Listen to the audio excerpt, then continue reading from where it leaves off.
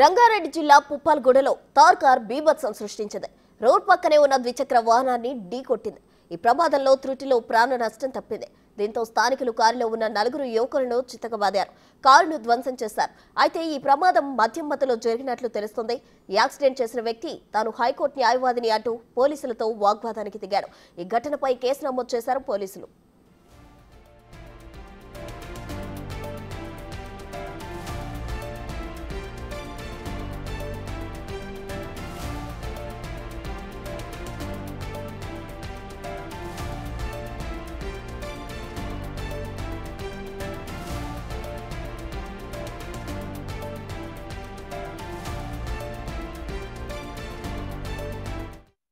Drink చేస్తున్నాను, అక్కడ పనిచేసే అతన్ని ఇబ్బంది పెడుతున్నాను.